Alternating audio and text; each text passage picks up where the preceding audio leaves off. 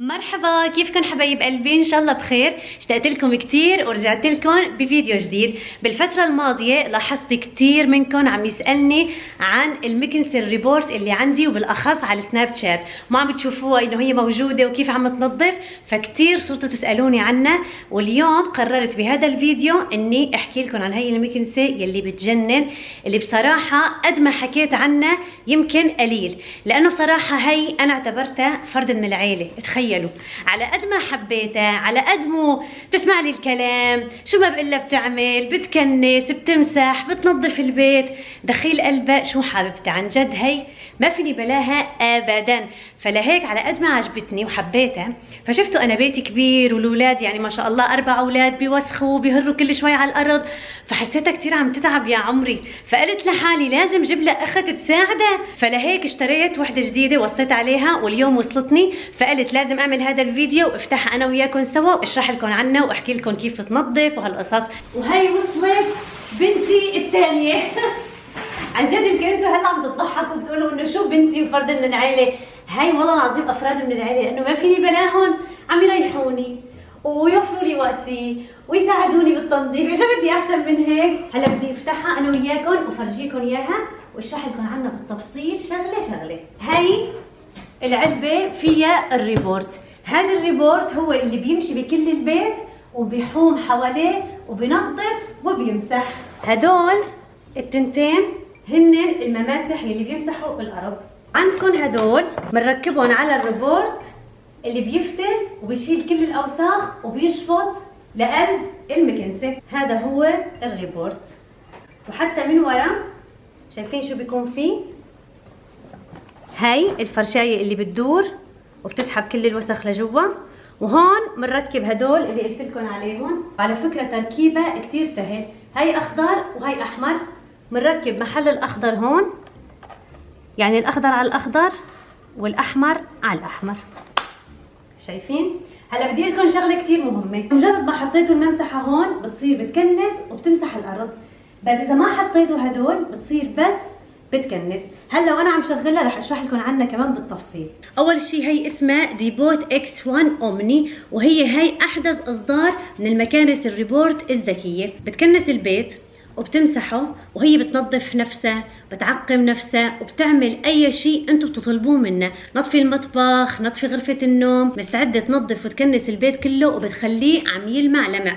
بتتخيلوا انه انا قديش بمسح الارض بتصير نظيفه وعم تلمع، بس لما هي بتمسح الارض بتخليها عن جد الارض غير شكل. والاحلى من هيك انه هي الريبورت كتير ذكيه، يعني اذا كان في بالارض اي شيء، كاسه او لعبه او اي شيء للاطفال، ما بتقرب عليه ابدا، لانه عندها استشعارات وبتحس وبتلاحظ اي شيء حواليها بحيث انه تكنس وتمسح بدون ما تلمس اي شيء. وكمان المكنسه مزوده بتصوير فيديو، يعني وهي عم تشتغل فيكم انتم تشوفوا البيت كله من خلال هي المكنسه. وحتى لو كنتوا برات البيت فيكم تشوفوا البيت، تشوفوا شو هي عم تعمل، شو هي عم تنظف. بس بدي اشرح لكم اكثر.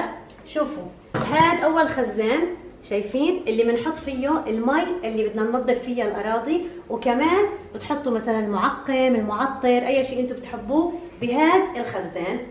والخزان الثاني طبعا هذا ما بتعبوه مي، بتخلوه فاضي. بس شو بيصير؟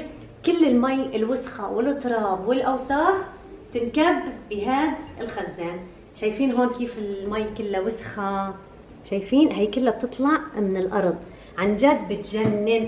وحتى هي بعد ما بتمسح وبتنظف بترجع للمحطة تبعها، وهي لحالها بتنظف الفرش وبتعقمهم وبتنشفهم، وهي لحالها بتنظف حالها بحالها. تخيلوا، حتى الأوساخ اللي بتنشفت من الأرض بتتجمع بهذا الدرج. يعني هذا الكيس شايفين كله الأوساخ اللي بتطلع من الأرض كلها بتتجمع هون، وهي بتنظف نفسها بنفسها. تخيلوا يعني. هلا انتم يمكن تستغربوا انه نور انت ليش جبتي تنتين اذا هي بتكنس وبتمسح؟ انا رح اقول لكم ليش. لما بتكنس بتطلع على السجاد، على الموكيت، وبتنظف لكم البيت كله بشكل ممتاز. بس لما بتحطوا هي بتصير بتكنس وبتمسح، بس بتمشي على الارض، يعني ما بتطلع على السجاد لحتى ما تبلل لكم السجادات او الموكيت اللي موجوده. فانا شو قلت؟ بخلي هي يلي بالصالون للمسح والتكنيس الارض، وجبت هي الثانيه لحتى اخليها هي بس للتكنيس، يعني بيساعدوا بعض. عرفتوا كيف؟ بيساعدوا بعض. شايفين حطيتها هون لانه هي اول ما بتشتروها لازم تعرفوا وين بدكم تحطوها، لانه هي بتكون نقطة البداية تبع المكنسة. فانا اخترت لها هذا المكان. هلا بشغل المكنسة ولازم اوصلها معي على الموبايل، لانه في لها تطبيق هو خاص فيها، وفيكم تتحكموا بالروبوت عن طريق التطبيق اللي بتنزلوه على الموبايل. طبعا اول ما بتجيبوا المكنسة شايفين هذا الكود بتحطوه هيك على الكاميرا، وهو بيطلع لكم التطبيق اللي لازم انتم تنزلوه على الموبايل. هلا هيك خلاص الريبورت اشتغلت عندي وصارت موصوله بشبكه الواي فاي اللي موجوده بالبيت. عم بتقلي فيكي تقولي اوكي ايكو مشان تتعود على صوتي. اوكي ايكو انت عم بيقولوا لي لازم تشيلي كل شيء بالارض، العاب او اي شيء ثاني، لانه هلا ايكو بدها ترسم الخريطه السريع، لانه هي اول ما بتشغلوها لازم تعملوا رسم الخريطه السريع، بترسم لكم خريطه بيتكم كامله، لحتى لما بدها تنظف بالايام تعرف بيتكم شو موجود فيه، كم غرفه. لازم نشغل كل الاضويه ونفتح كل الابواب البيت ونخلي ايكو ترسم الخريطه. هلا رح نعمل رسم الخريطه السريع. عم بيقولوا لنا هون اسحب لفوق لمزيد من الميزات. بتحب يكون هادي قياسي الحد الاقصى، يعني هذا اللي بتنظف اكثر شيء. وفي عندك كثير اشياء طبعا، تنظيف ذكي، جدول زمني، انتم مثلا بتحبوا انه امتى بدكم اياها تنظف، بتحددوا الساعات، امتى بدكم اياها ما تنظف لحتى ما تزعجكم، وفي كثير مميزات. هلا بدها تلف بكل البيت وتفوتوا مكان مكان وترسم لكم اياه اخر شيء على التطبيق اللي موجود بالموبايل.